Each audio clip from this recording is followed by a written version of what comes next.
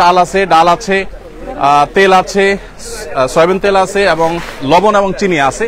আর এর বাইরে আরেকটা প্যাকেটে বিস্কিট, মুড়ি এবং পানি এবং অন্যান্য শুকনা খাবার আছে। তো আমরা তাদের মাঝে এই জিনিসগুলো বিতরণ করছি। ইনশাআল্লাহ বিদিনিল্লাহ এগুলো শেষ করে আল্লাহ যদি তৌফিক দান করেন আমরা চলে যাব মহিপাল থেকে ইনশাআল্লাহ ফেনীর আরেকটা এলাকাতে আমরা আজকে বিতরণ করব।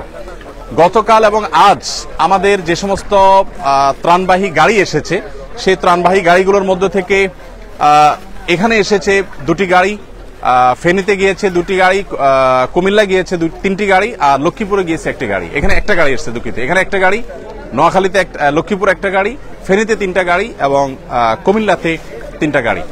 এই গাড়িগুলো আমাদের গত রাতে এসেছে, সবগুলো লরি ভর্তি মাল। আর আল্লাহ যদি তৌফিক দান করেন ইনশাআল্লাহ একইভাবে আগামীকালও আমাদের ত্রাণবাহী গাড়িগুলো ঢাকা থেকে ছেড়ে আসবে এবং বিভিন্ন দুর্গম এলাকাতে সেগুলো চলে যাবে। কুমিল্লার আজকে ব্রাহ্মণপাড়াতে আমাদের বিতরণ কার্যক্রম চলছে।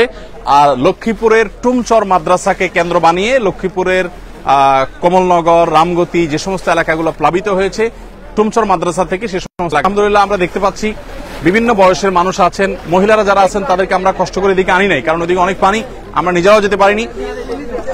ওনারা দূরে আছেন এবং ওনাদের কাছে দুঃখিত মাল আমরা ইনশাআল্লাহ পৌঁছে দিব। আল্লাহ যদি বাঁচান আমাদেরকে, আমাদের এই যে কার্যক্রম চলছে যেটা 20,000 পরিবারের মধ্যে শুকনা খাবার, এরপর চাল ডাল এগুলো 40,000 ছিল, এখন আমাদের টার্গেট হলো 50,000 পরিবারের কাছে পৌঁছানো। এরপরে আল্লাহ যদি তৌফিক দান করেন আমরা ইনশাআল্লাহ আরো 50,000 পরিবার